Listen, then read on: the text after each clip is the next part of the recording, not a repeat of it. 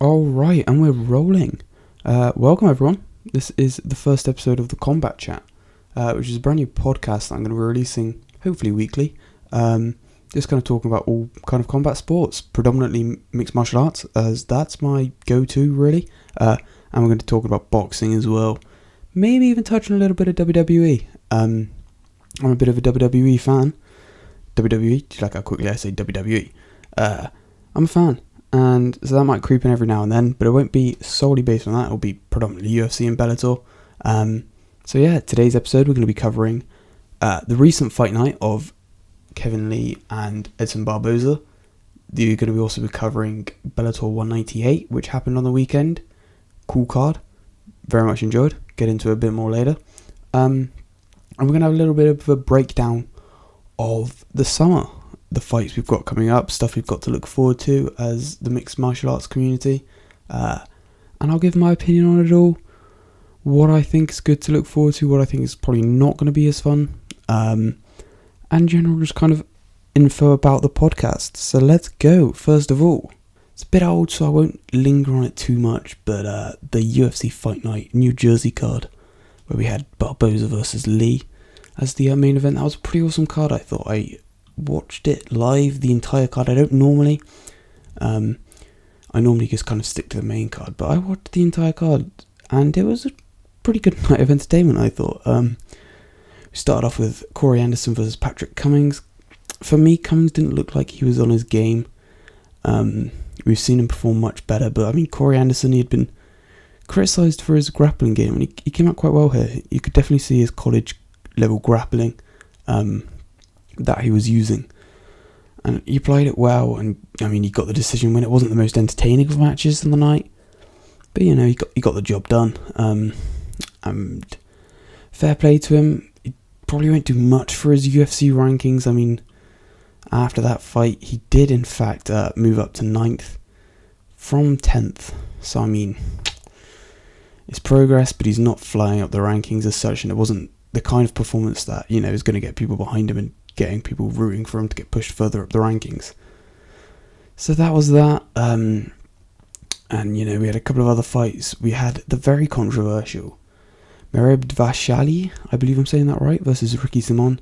Valishi, we're just going to call him Merab for the purpose of ease. He's obviously from the Longo Matt Serra camp, so, you know, he's got the experience in his camp to be a good performer, good martial artist, or a good fighter, I should say, depending upon the context. I mean, this is a difficult one. A lot of controversy. This probably got more, if not just as much, kind of social media publicity as the main event did. And there was a lot of mixed reviews. I mean, I tweeted about what I thought I saw, and, you know, a lot of people disagreed, some people agreed. I mean, the way I see it is that Merab shoots for a takedown. He gets the takedown, but in the process of it, because he shoots a double leg, his head hits the canvas, and he does knock himself out. He does. I believe Big John McCarthy agreed with me on this as well, or I say agreed with me. He has no idea who I am, but he had the same opinion. And he said that Merab was in fact unconscious, which is why Ricky Simon was able to flip him over into the full mount position so easily, and apply the mounted guillotine.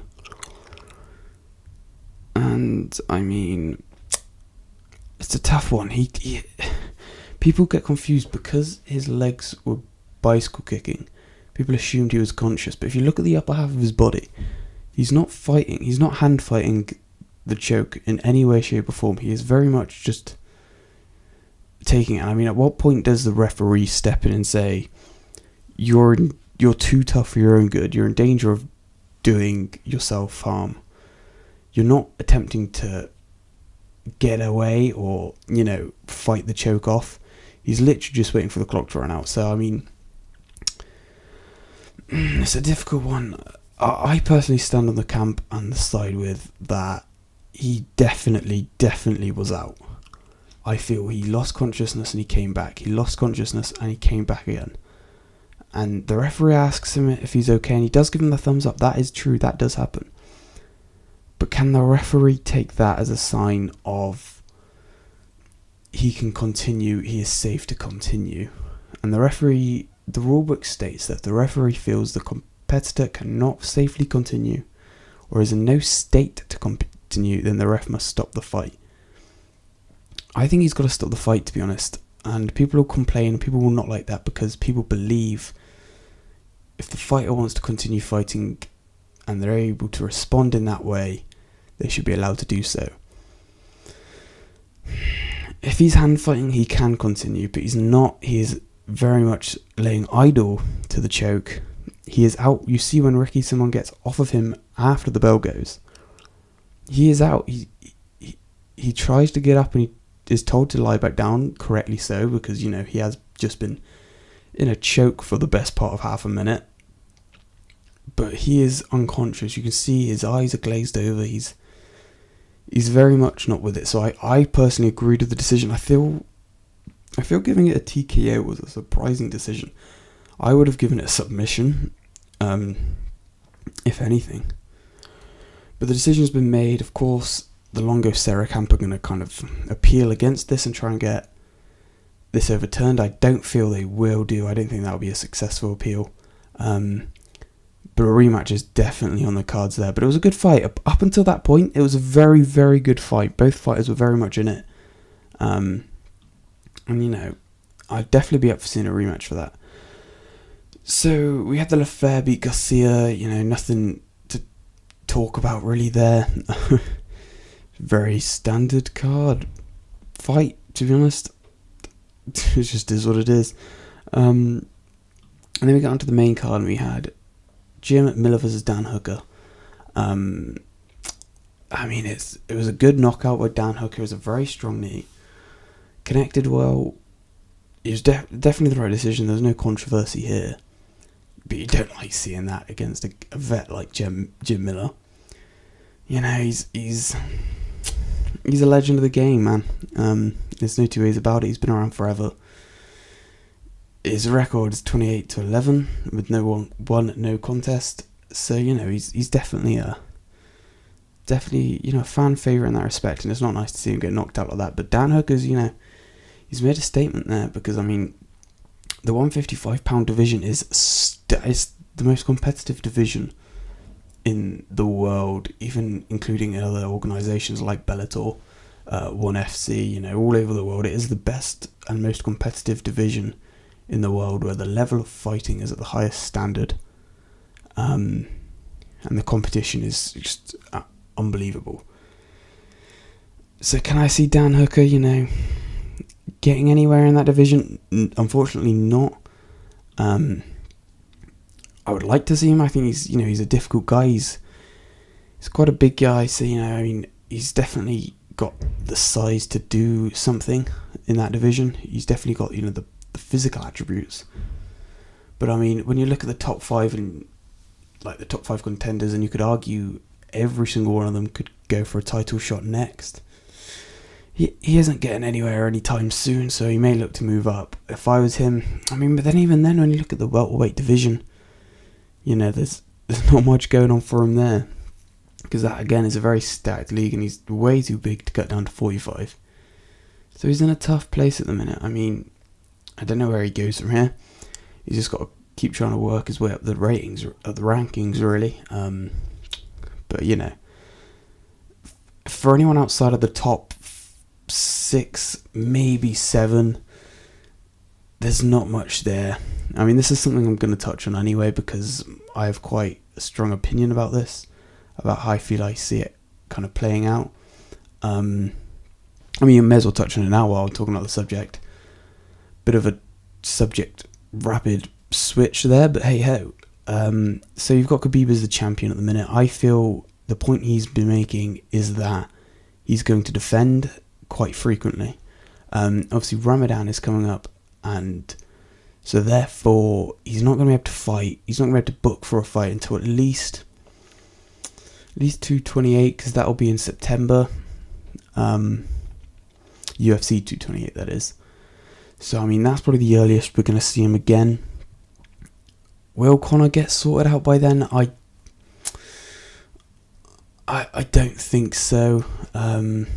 They want to strike while the iron's hot and try and get that match between them booked. If there was no issue with Conor would for sure be fighting Khabib next. There is just no two ways about that. That's the fight everyone wants to see. That's the fight the UFC want to make because it will make so much money. Highest grossing pay-per-view of all time, most likely. I mean, they want to book that fight, but with the legal issues going on with the McGregor, it's difficult to see them getting that done. I think Khabib will have a fight prior to facing McGregor. I think Khabib's got one more in him. He'll win that, whoever it may be against, and then they'll fight, probably depending upon how the New York State Athletic Commission punish McGregor. Could be in the US. Sorry, my chair is very squeaky. Could be in the US, most likely going to be in Russia. That's what I think will happen. Then you got Ferguson sitting in second. I feel so bad for this guy. He's definitely the top three. The top three are in a kind of a different standard of ability. Ferguson is definitely capable of being the champion of this division. I think it's very unfair he got stripped of his interim title, but I do feel the UFC are handing out interim titles out of their ass. So the less interim titles, the better. But I do feel bad for Tony Ferguson. So he's out for minimum 9, most likely around 12 months. I would have thought.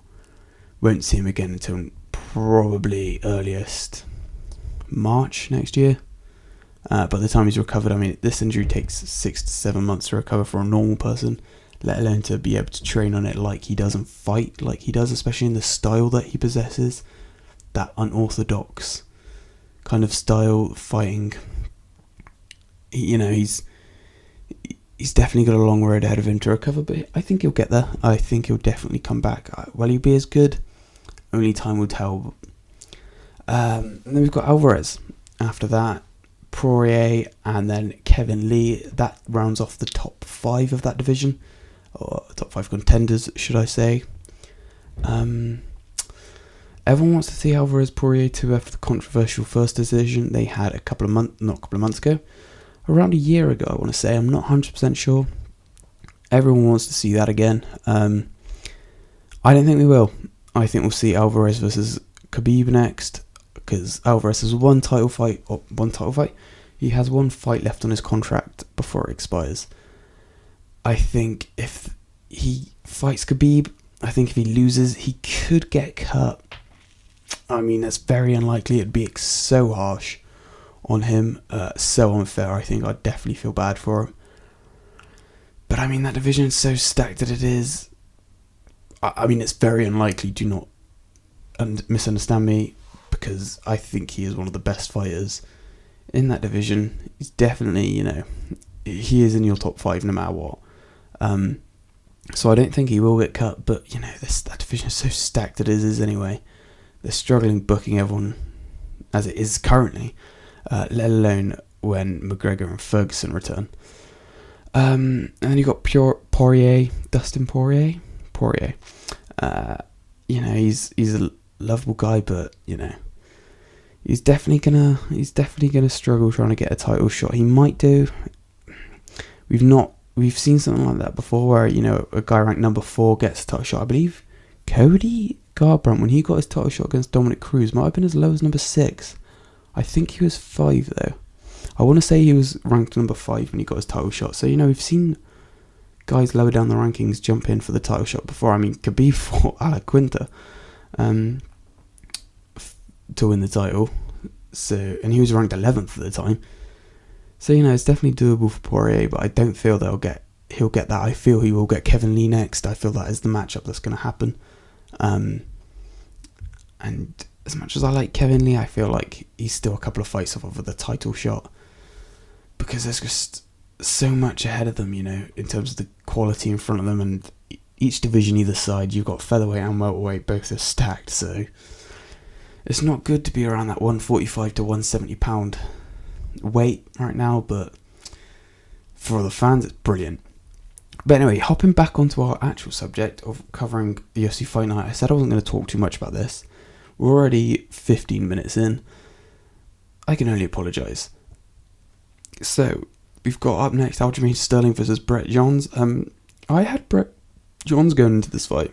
He was undefeated. He's a very well-rounded fighter. He was very good. He was ranked number 14 prior to this, I believe. And Aljamain Sterling did really well, I thought. He's obviously a young up-and-comer. He's definitely got a bright future ahead of him, for sure. He showed his grappling skills off incredibly well, and he got the job done. He got the job done, to be fair to him. Yeah, I'd like to see where he goes next, to be really honest. He's still ranked number 8. Yeah. There's a lot ahead of him, though. Again, looking at the bantamweight. Bantamweight is, you've got a lot of fighters in there that could easily be fighting for the title. So I think he's got a couple of fights left before it gets even close to that, to be honest. Although he did call out Dominic Cruz next, which is a very interesting fight to call.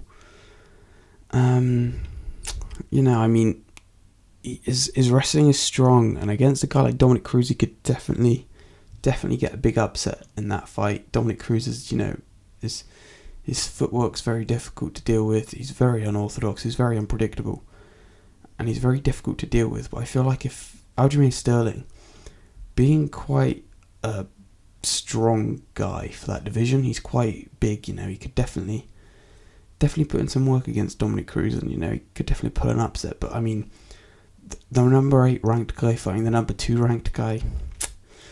Jimmy Rivera and Moraes are booked in that. You've got Asuncion, I believe he's booked as well. So I mean, it's doable. Dominic Cruz obviously hasn't fought since losing to Garbrandt, so I don't know. We'll see how that one plays out. Branch got a first round knockout. Didn't see that coming.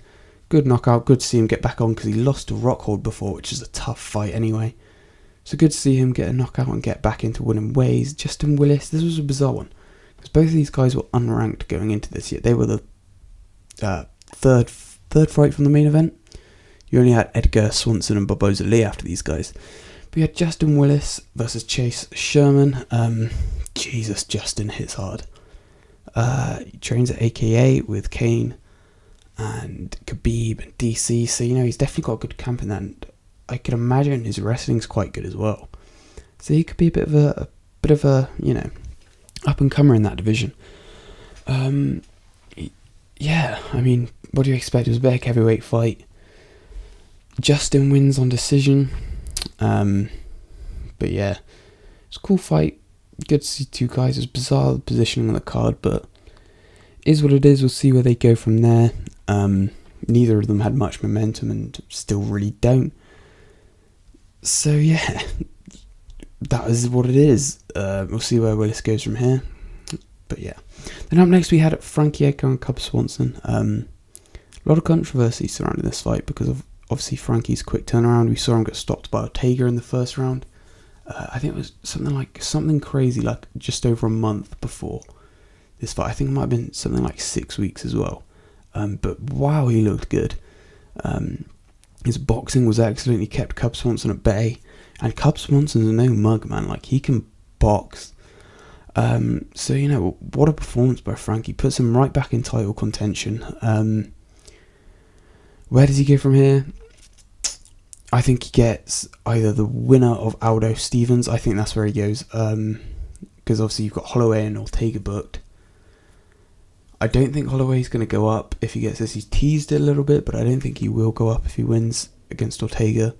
I think Frankie gets the winner of Aldo Stevens, and then the winner of that fight will face Holloway or Ortega, depending upon the outcome of that. But yeah, very good performance by Frankie Edgar. Love to see it. Shouted out the haters after this in his post-fight interview. So yeah, good to see him back winning ways so sharply. Hopefully he takes a bit of time off now though. Because,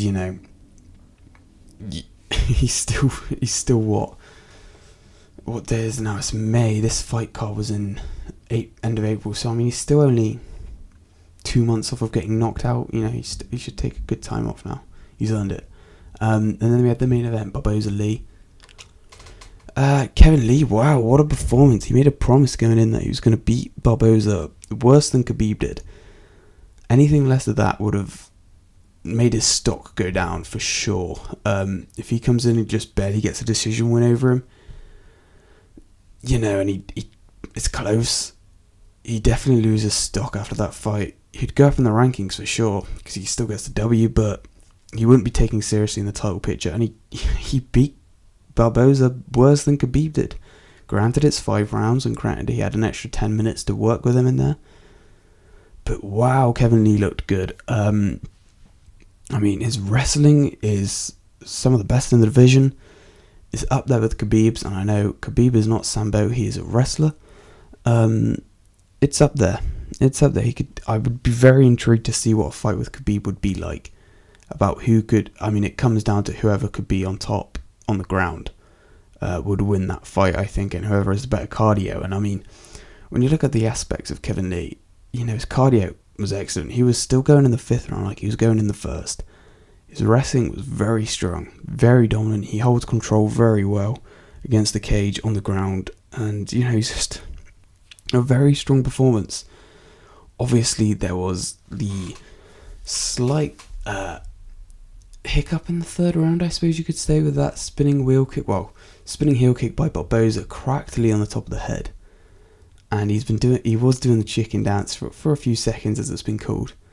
But he recovered well. I think that adds to him. I really do. People said that could be potentially a hole in his performance. I think it does the opposite effect, I think, personally.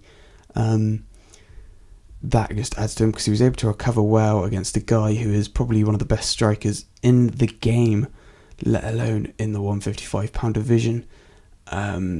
And so, he recovered well. He closed the distance. He got a hold of Barboza. He stopped his offense there and kind of carried on with the grappling game. And, that showed very well his ability to recover, his ability to take a hit, and his ability to, recover and not only last a round, but dominate again for the rest of the fight. You see some fighters, when they get cracked, especially like that, it can change the entire complex of the rest of the fight, and it didn't for Lee. He held up very well, and he pushed forward, and he went on to win the next 2 rounds, in my opinion. But Barboza, man, he's had it tough.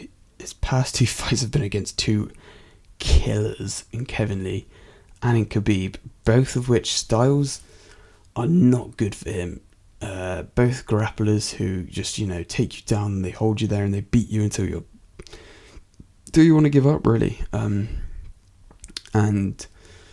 I hope he gets a better matchup next. He's dropped right down in the rankings now to number 6. But man, I feel bad for him. He took it like a champ both times. But yeah, I hopefully now.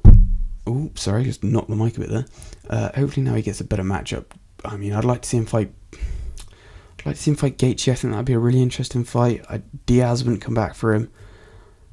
Chiesa is booked against Pettis. Maybe he could get the winner of that fight.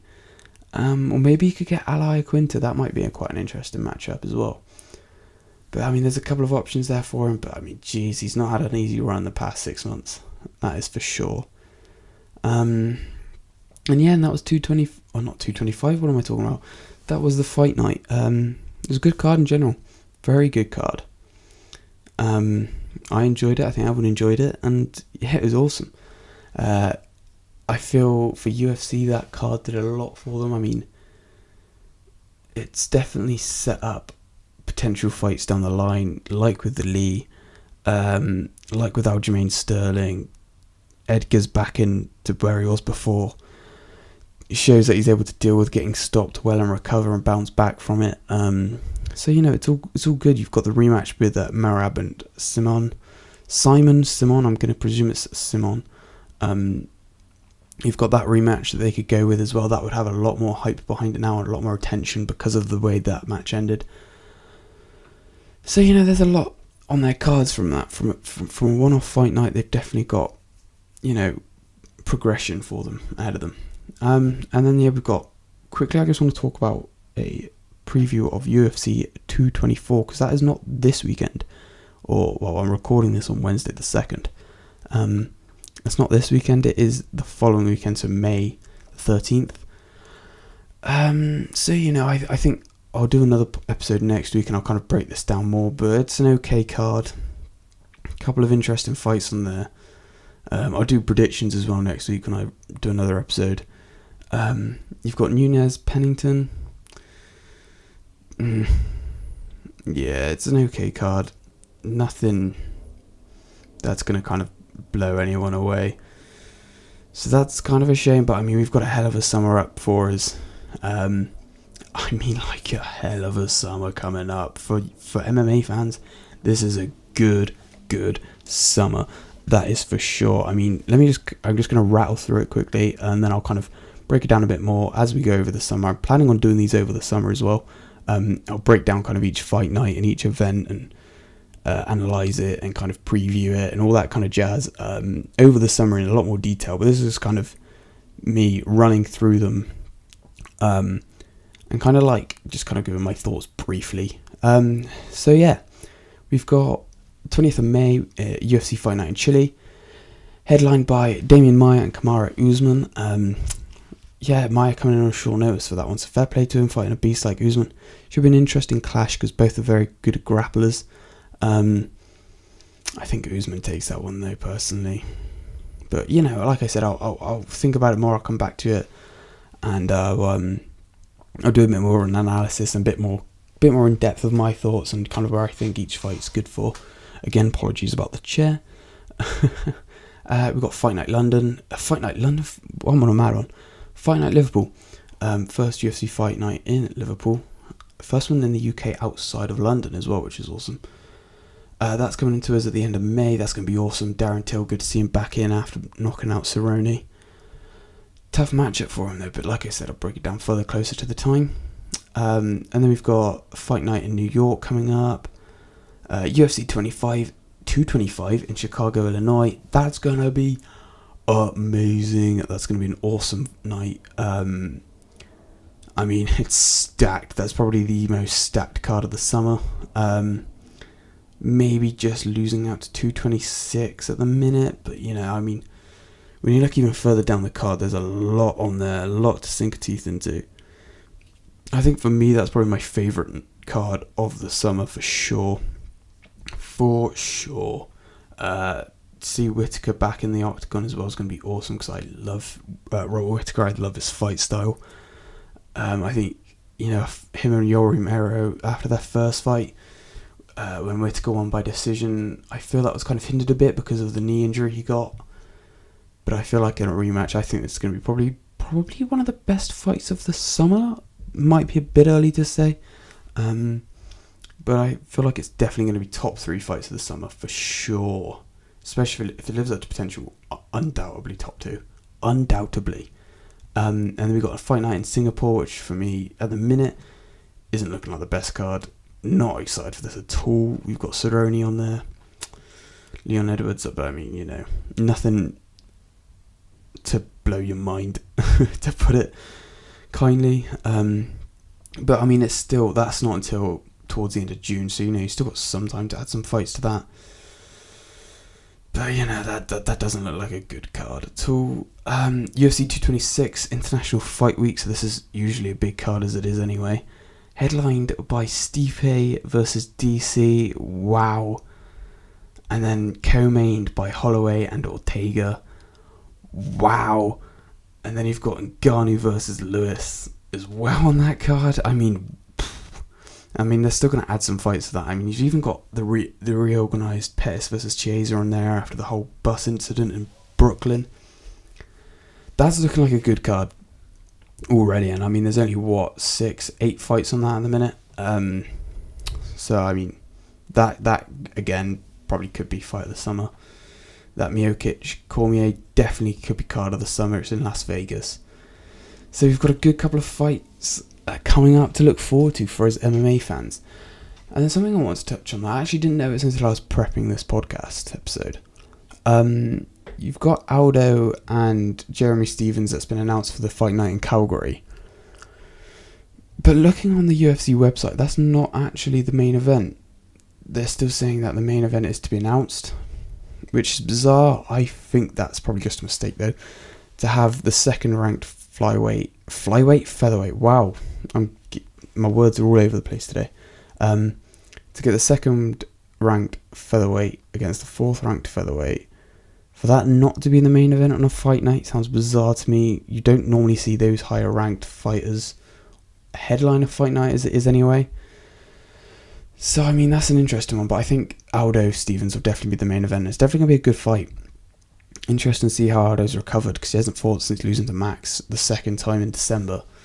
I believe on the same card as... who was I think talking about earlier? I can't remember. That's why I need someone to accompany me on these podcasts, because I always just forget what I was talking about earlier. But there was someone else on the same card who hasn't fought since then either. Dominic Cruz, that's it, I just remembered. I believe that was the same fight night, or the same UFC card. So it'd be interesting to see how he's recovered. A long time off. I suppose not too long. It's only been 5 months. Feels a lot longer. But it's definitely been, quite a while. So yeah, that's an interesting card. Nothing else on there to shout home about really at the minute. Oh, breaking news. I believe this actually got announced this morning. You've got Joanna Jędrzejczyk on that card fighting Tessia Torres. Whoa. Did not know that. Or I do now. I'd seen it earlier. I wasn't aware that it was this card though. That's going to be a very interesting fight to see. Good to see how Joanna, not the champion, as Chael Sonnen calls her, is affected after the back-to-back losses to Rose. Whoa. I think Joanna will take that personally, and I think that will set up the third fight with Namajunas. But geez. Wow. That card suddenly got a lot more interesting. And then to almost end off the summer, this is the August 4th card, UFC 227. TJ Dillashaw versus Cody Garbrandt. Very interesting fight. It's the only fight on the card at the minute, actually. So they haven't announced anything else yet. But whoa, that's going to be some fireworks in that one. I really, really hope Cody gets the win on that. I'm not going to beat around the bush. I really like Cody Garbrandt. I hope he wins that. But I mean, Dillashaw's probably one of the most underrated fighters in the world right now. On the rankings, on the pound for pound rankings, he is number 7. But I do feel like he's not had the best of treatment in the UFC. He loses his title to Dominic Cruz by a split decision back in January of 2016. And I mean, it was razor close. Arguably could have gone to TJ on that one. And then he's had to fight 2 more times against 2 guys who are very difficult to fight against, in Rafael Assunção and John Lineker. And then he gets his rematch against Cody. He gets his fight against Cody. I mean, he's had it tough because he should have really got the rematch against Dominic. Probably right away would have been just. So he's had it hard, and we know he's not comfortable giving Cody the rematch right away. I'm not a big fan of him. You've got all that beef with Alpha Male. I'm not a big fan of him, but Jesus, can he fight? It should be a good fight. I'm very looking forward to that. And then that really caps off the summer. At that point, what a summer for UFC fans at the minute. Going to cost me an arm and a leg in pay-per-views. But hey ho, that's the summer of the UFC. As it stands, I'm sure they'll add to that as the weeks go on. But yeah, wow, what a fight. What a fight month. What a fight summer. What a fight season we've got on our hands there. So very, very much look forward to that. So we're going to move on and talk about Bellator, because there was a Bellator 198 event over the weekend. The weekend just gone, that is. And it was very, very entertaining Bellator.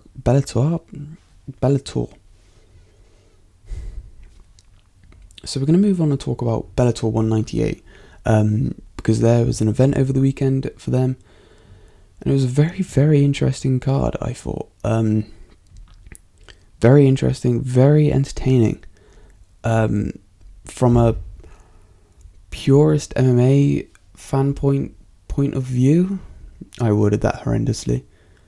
From a technical standpoint, it was very interesting. You know, you had a lot of submissions on the card. very few knockouts. And I mean, the quality that was on show was very, very cool. Very good as well. So he had 14 fights on the card in total. And the majority of them, I won't lie, I'm not as knowledgeable on Bellator as I am on UFC. But there are a number of fights on here that are, picking up a lot of social media kind of awareness, or raising awareness on social media, should I say. And one person who's doing that particularly is Dylan Dennis, obviously. For those of you who don't know, he is currently, that was his debut on the weekend, his MMA debut. He's a world champion in Brazilian Jiu-Jitsu, so he's not completely inexperienced. I think his credentials are something insane. He's a black belt under the very well-respected Marcelo Garcia. He's also a no-gi world champion. So, for those of you who understand what that means, that's very, very kind of respected within the world of Brazilian Jiu-Jitsu. For those of you who don't know what that means, that's very, very good. He's a very good Brazilian Jiu-Jitsu artist. So, he's not completely inexperienced. I've heard people say, comparing this to CM Punk's debut, that's completely unfair to do so, in my opinion. CM Punk started training mixed martial arts only a couple of years before. Dylan Dennis, to be that level Brazilian Jiu-Jitsu, must have been doing it since he was very, very young. But it wasn't a completely clean performance. He's getting a lot of hype for it because of how he behaves outside of the octagon. Obviously, he shares a resemblance to his training partner, Conor McGregor, who obviously needs no introduction. And his kind of ties to Conor kind of started in the rematch to UFC 202, when Conor obviously had the fight with Nate Diaz. Conor brought Dylan in as a training or a sparring partner, should I say, purely because he's a tall southpaw, very good on the ground, which is very similar to Nate Diaz.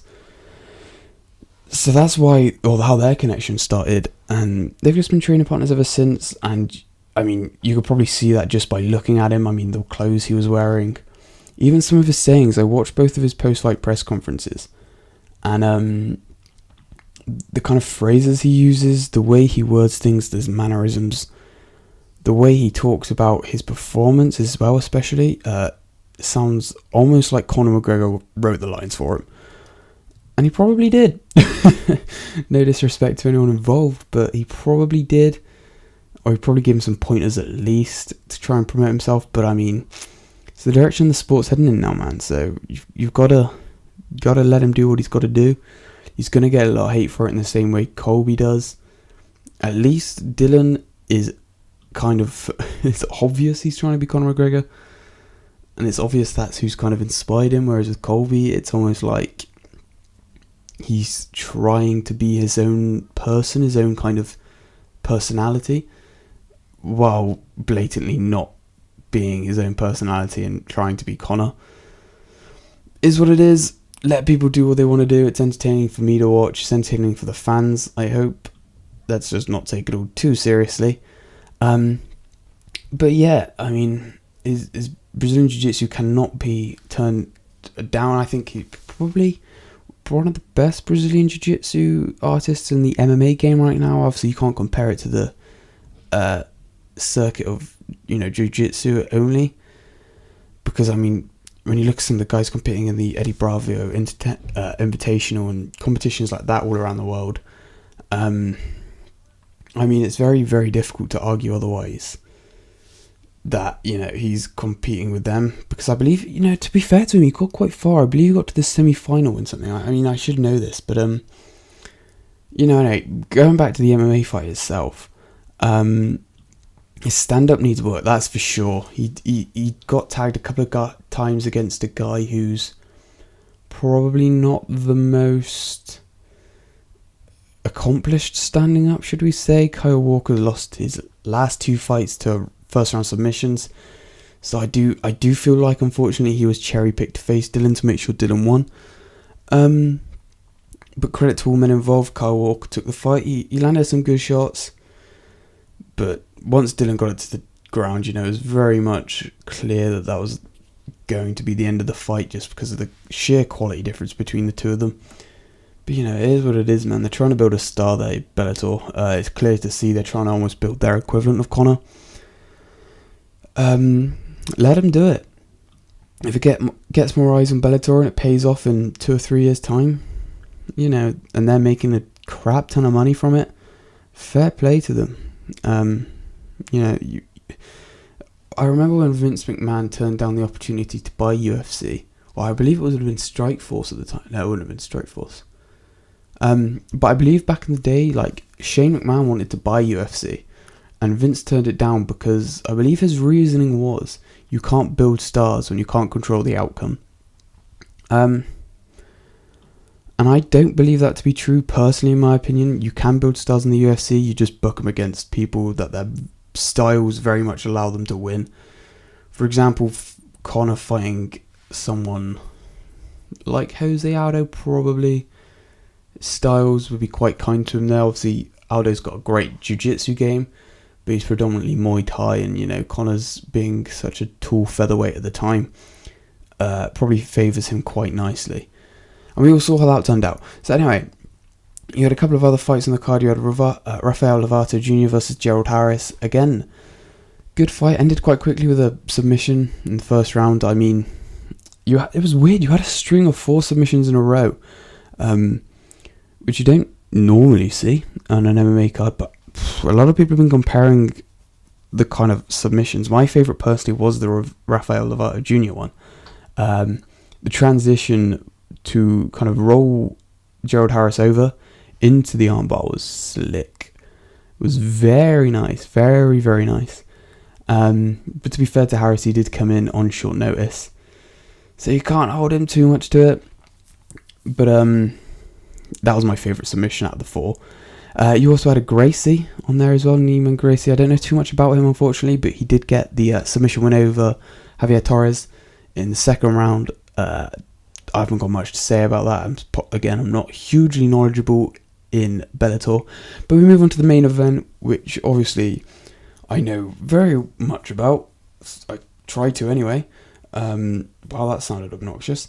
Was Fedor Emelianenko versus Frank Mir. For me, this was a really interesting fight. Probably a lot more interesting than people kind of thought it was going to be. It gave us kind of some sort of idea, very loosely, about how... it's difficult because both are kind of past their prime now. But it gave us a rough idea, a rough comparison of how a UFC fighter would compare against Fedor. Because obviously you've got Frank Mir, who's a 2-time heavyweight champion. Fighting a guy who, never stepped foot in a UFC octagon. And so it was very interesting to see how it turned out. And obviously Fedor won with a first round knockout. I feel like that was probably the only way he was going to win, because Frank Mir's, his ground game is exceptional. His ability to get into submissions and apply submissions is world class. And so, we've seen Fedor lose by submission to Verdum before. And so, this for me was probably the only way Fedor was going to win. And he won this way. He carried Mir first round. Very short fight, but, he got the job done. He moves on now to face the American gangster that is Chael Sonnen, one of my all-time favourite fighters, I feel.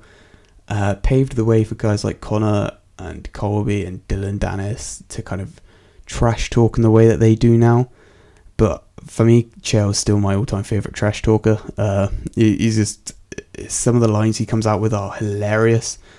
And he doesn't kind of...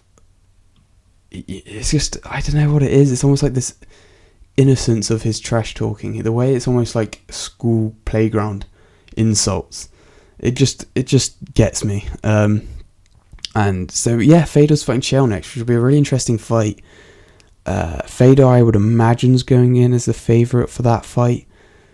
But then again, I think Rampage may have gone in as favourite against Chael. So you can never write the heavyweights off, just purely because the knockout power they all possess. But an interesting stat that I found out was that Chael will be the first person to face Fedor, John Jones, and Anderson Silva. Which, when you look at Chael's career, I don't know how he's pulled that off, to be honest.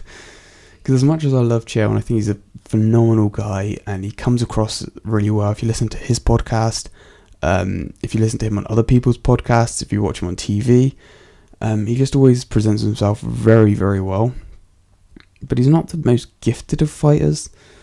But fair play to him. He's like I said, he's fought probably arguably 3 of the best fighters of all time in Anderson Silva, Jones, and it will be Fedor.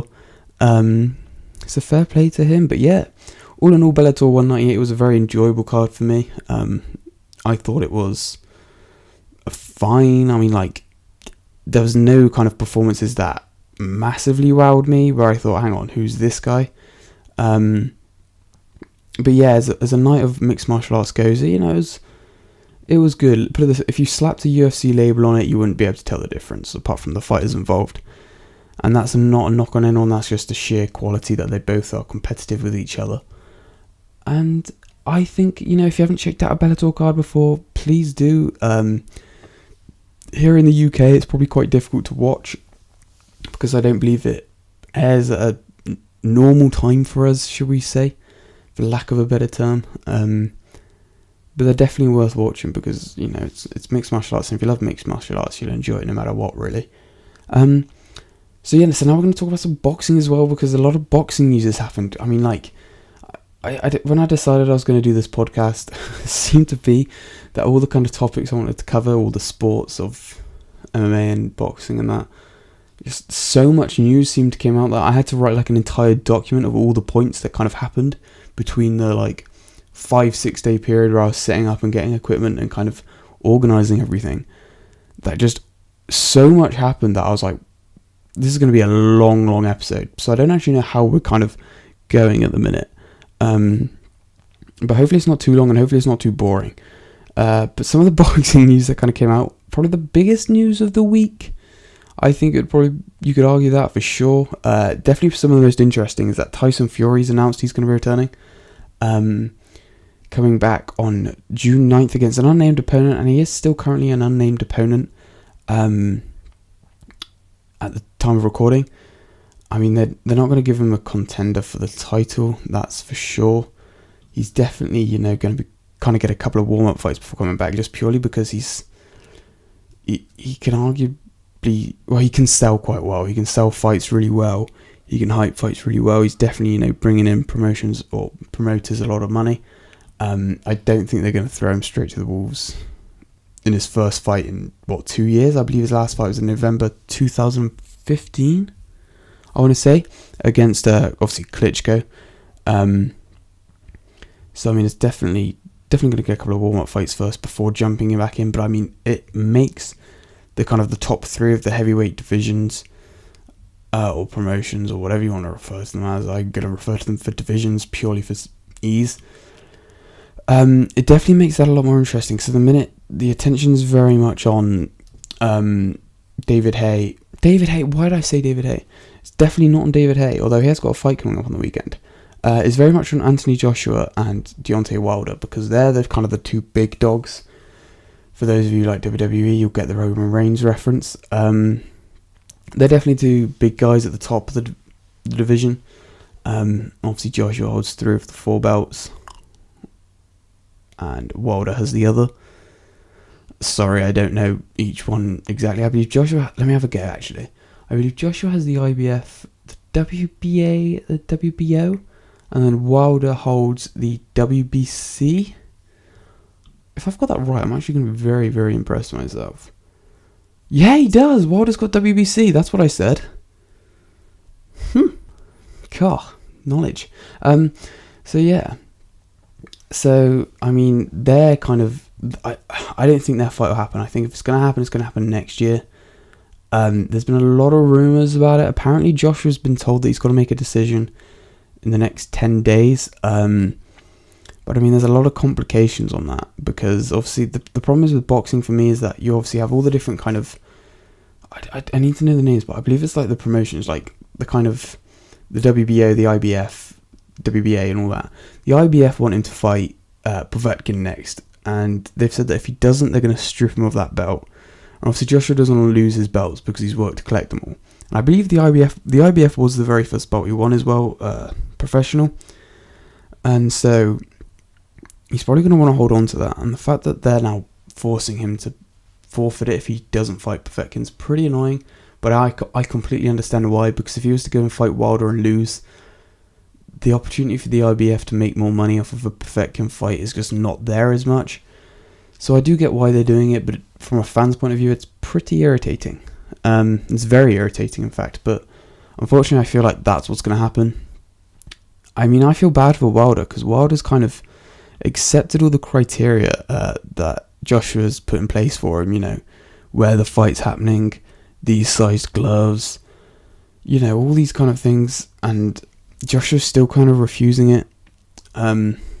He says he wants to see Deontay Wilder's money before the next fight, because I believe Deontay Wilder's already taking less money than Joshua is at the minute. I believe it might be something like a 70-30 cut in favour of Joshua.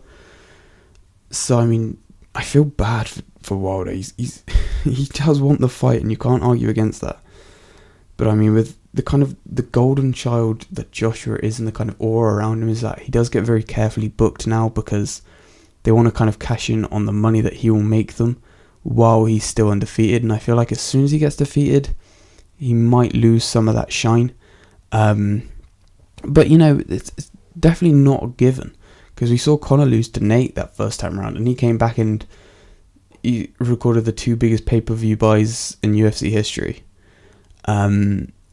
So it's difficult for Joshua and for Wilder at the minute, but I personally don't feel we see that fight this year. I think Joshua's going to fight Povetkin, and then he'll probably fight Wilder if he wins that. The following year, Wilder will have another fight as well, I reckon. But then, like I just touched on previously, that gives Tyson Fury time to get back in the mix as well, and kind of turn the heavyweight division into a 3-horse race. So, it's difficult. Joseph Parker's kind of dropped down a bit now. Ortiz has dropped down a bit after losing to Wilder. I think Fury will kind of get, like I said, a couple of warm-up matches, fight Ortiz or Parker, and then he'll probably come in and fight Wilder or Joshua.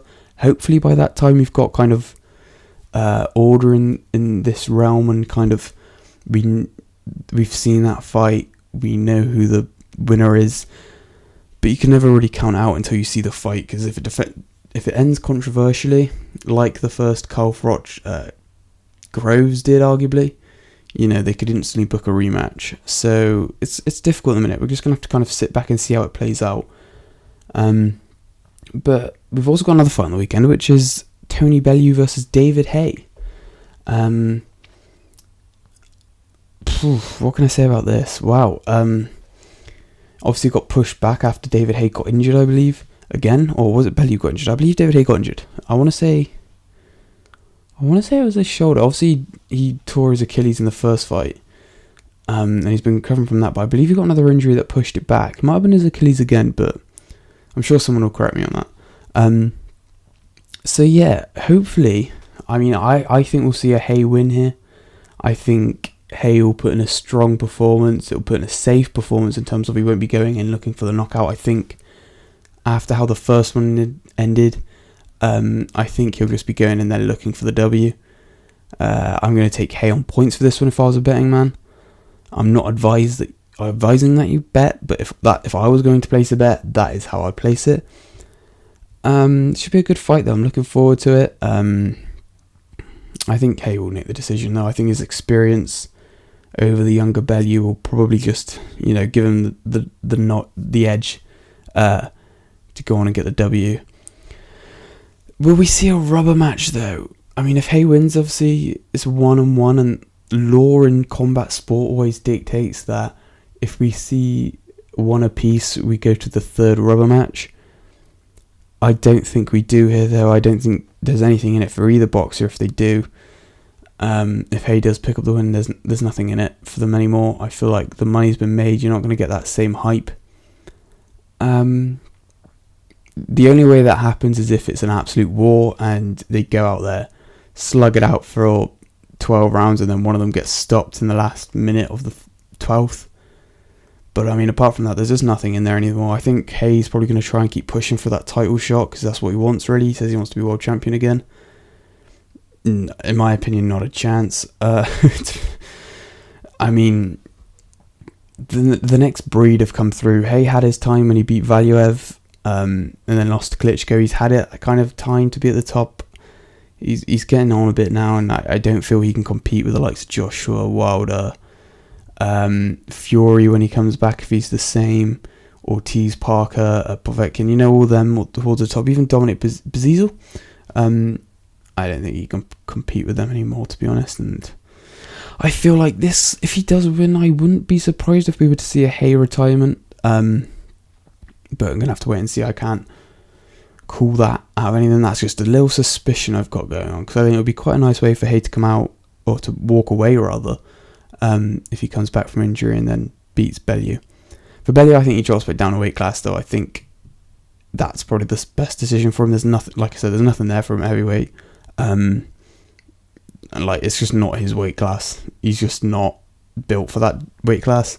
He'll drop back down, I think, although I have heard rumblings.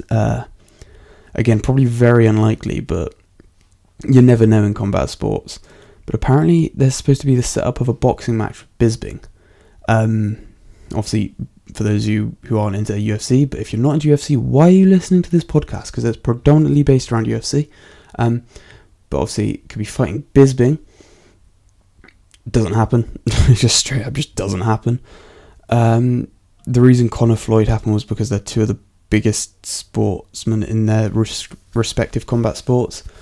Bisping just isn't, even though in the UK he's a big name, he's not big enough to warrant them going to the trouble of trying to get a boxing license and compete, and the organisation that comes with it. I think like McGregor Mayweather was just a complete one-off. We won't see anything like that again, I don't think, and especially not between Michael Bisping and Tony Bellew. Again, another fight on this weekend. I accidentally said we had two earlier. We don't. We've just got the Hay Bellew fight, and then we've got Triple G fighting on the weekend, which is always fun to watch. Obviously, Canelo dropped out, having failed 2 drug tests, I believe it was, for something he supposedly got in tacos when he was in Mexico. That's just, I personally don't think that's true. Each to their own. If you want to believe him, feel free. I don't think that's true. I think that's complete lies. But it is what it is. So this guy steps in called excuse me if I'm pronouncing this wrong, but Martiriosian. Never heard of him before. Know nothing about him. Pretty solid record. But I mean, I can't see anyone being Triple G at this time. Not now, not in the near future. I personally believe he's the pound for pound number 1 on the planet. I think he's just a phenomenal boxer, phenomenal skill, incredible power. I can't see anyone beating him anytime soon. I don't even think Canelo's going to beat him if they were to do a rematch. Which, touching on that point, I don't think we will see a rematch. I think that ship sailed now. I think there's always going to be questions surrounding Canelo about whether he is clean. And I just think it's going to end up being one of those tragedies, unfortunately, that we just never see that fight. Almost kind of like the way that Mayweather-Pacquiao was heading before they had their fight towards the end of their careers. I feel like it's just not going to happen now. I feel like the time's passed. They're just not going to be able to get that fight organised anymore. I think there's going to be too much kind of implications that Triple G is going to want to put in place. And Canelo, I feel like obviously he's the kind of Las Vegas cash cow at the minute, that he's the golden boy of boxing. Obviously bar Anthony Joshua. I don't think the promoters are going to want to put him in there against Triple G again, because obviously we all saw how the first fight went. That is not a draw. Triple G won that fight in my opinion, but the beautiful the beautiful ways of corrupt boxing nowadays. But I don't think they're going to put Canelo back in with Triple G again. I think they're going to keep them separate and just let them kind of fight out the rest of their careers, not facing each other. Unfortunately, I would love to see kind of which one is better, but we're not going to see that because it's just not going to happen. So yeah, that is pretty much all of the news in the world of combat sports this week. Been an awesome week. Like I said, I'll probably do another podcast next week, just kind of doing a bit more in-depth analysis of UFC 224, what I think will happen, who I think will win, and, you know, what I think will be next for the fighters on the card. It is a pretty okay card. Nothing to shout home about. Maybe Belfort, Machida. It's going to be Belfort's retirement, Vita Belfort that is. It's going to be his retirement match. His first fight being in 1997, so, you know, long career for him. It could be a nice way to write him out, depending on how the fight goes. If he gets flatlined in 1 minute, it's probably not going to be the best way for him to retire. But, you know, we'll talk about that next week. So yeah, this is it. I hope everyone's enjoyed the first episode. Again, any feedback is muchly appreciated. I'm going to be trying to release these once a week, maybe depending on the kind of reception I get, maybe twice a week or a couple of times more. But I hope it's been informative as well. I hope it's not just kind of been a bit boring. And I hope kind of you guys who've been listening have learned something and have enjoyed it. And yeah, make sure to follow me on social media. My Twitter handle is @WillRGriffiths, all one word, all lowercase. And my Instagram is @will.griffiths_. It'll be on my YouTube channel of just called Will Griffiths, I believe, actually. So yeah, it will be on there, all my social media handles. So if you want to follow me on there, please do. It'd be much appreciated. Like I said, that's it, guys. Thank you very much. Hope you've enjoyed, and I'll see you guys next time. Let's go.